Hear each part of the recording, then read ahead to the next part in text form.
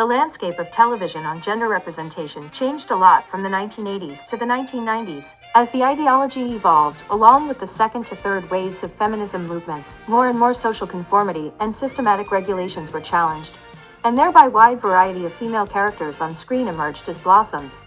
This video investigated the cases of Cagney and Lacey and Sex and the City, two shows that contain strong female leads, to compare the thematic trends of gender representation in television drama, trying to understand how the two shows are stylistically similar in ways of characterization, and how they aesthetically appeal to the different consumer culture, and narratively speak to the women's central issue of having it all.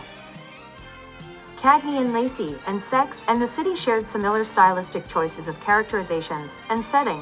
When it comes to Cagney and Lacey, it is never too late to applaud for its pioneering role of starring two female leads for dramatic programs in television history.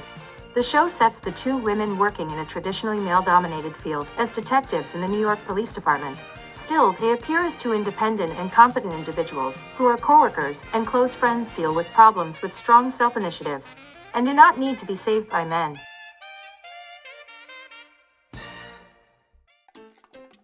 Ten years after Cagney and Lacey wrapped up the final season, another iconic hybrid work-based drama came into the play, starring four single and fabulous women also based in New York City. The novelty of Sex and the City lies in the migration of a woman-centered and explicit sexual discourse into television drama. Sex and the City reject the traditional patriarchal dichotomy of virgin and whore, insisting in its explorations of the women's multiple sexual experiences and their rights to seek sexual satisfaction without shame. Given their similarity of starring powerful women, the two shows have divergence in their aesthetic pursuits of audiences group and representation of the consumer culture. Cagney and Lacey emerged from a hybridization of masculine and feminine genres in American television history. It was driven by a desire to maximize audiences by creating drama that appealed to both men and women, while aligning with the concerns of the early liberal women's movement in America. Thus, the show intentionally minimized the physical glamour of the two leads in their clothing, hairstyles, and makeup, and created a site of intense public debates over various definitions of femininity. 38-year-old woman how to conspire with her doctor to commit a crime. That's humiliating. What if they change the law back and you don't have a choice anymore? Let's stop. I'd hate it, all right?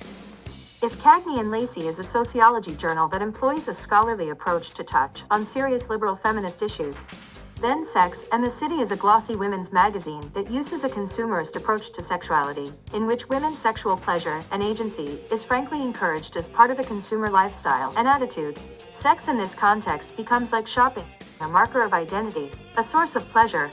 Knowing how to choose the right goods is crucial. Does this color turn you on? Instead of offering hybridized genres for family viewing, HBO niche marketing those white, affluent, smart, and sophisticated Cosmo women dedicated to self-improvement and economic independence. I write a column called Sex and the City. Women are empowered to look not only at consumer goods but also at their bodies as sexual subjects. Right now I'm researching an article about women who have sex like men. Whereby men in Sex and the City are the only objects of desire that create consumer dissatisfaction. Sweetheart, this is the first time in the history of Manhattan that women have had as much money and power as men. Plus, the equal luxury of treating men like sex objects. In this aestheticized culture, the question has become, does it look good or feel good? Rather than, is this a good thing to do? Although Cagney and Lacey and Sex and the City looked aesthetically distinct due to the different market niches and consumer cultures they engaged with, they were resolving around one of the main issues of post-feminist television, the division between the world of work and the private world of the domestic sphere that prevents women having it all. I don't know about you, but for me, there's barely enough time for a social life. Now let's zoom into the episodes in which two shows centered their discussions around abortion. Women in both shows were bumping into difficulties as they desired an abortion. In Cagney and Lacey's episode The Clinic, Mrs. Herrera is against entering the clinic by those anti-abortion demonstrators. But how can you help murder unborn babies? Who even bombed the clinic. In Sex and the City episode Woulda Coulda Shoulda, as Miranda declares she is getting an abortion, Charlotte, who has been unsuccessfully trying to have a child for months, questions the decision and levels judgment at Miranda. Surprisingly, Mrs. Herrera and Miranda all express the reasons behind their decisions, their inability and unwillingness to spare their professional life to care for babies. I can't have a baby. I want to finish business school. I could barely find the time to schedule this abortion. Similarly, they did not choose to talk to the guy that made them pregnant because, There's no way I'm telling Steve. They can make me have this baby. He'd want me to have it. no longer being positioned as homemakers, women are now the breadwinner for a household or themselves. They are in the dilemma of whether to become the heartbreaker to leave other people's expectations unmet. The narration seems to affirm once again that despite the ongoing women's movements, women are not granted reproductive rights and choices of their own. In many cases, they have to go through mental torture because they have nobody to talk to or be against by so many other people. It is interesting that men are absent in this conversation when it is actually an issue related to both sides. What if I didn't want to? Hey, what are you asking me with these questions for? I mean, it's not a man's problem, you know. The show resolved the situation with a rather happy ending where both Miranda and Mrs. Herrera seem to have made their own decision of keeping or not keeping the baby.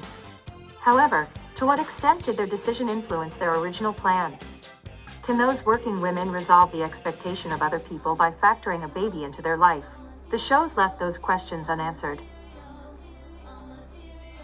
Coming out of the city of New York, we are amazed by how the images of women on screen and ideology towards sexuality have changed over the decade while some other stuff remained unchanged. It is cheering to see these women-centered shows bring multidimensional perspectives to contemporary media and gender studies. Despite their differences, the resonance and the conversation that Cagney and Lacey and sex and the city brought into the discourse are very significant.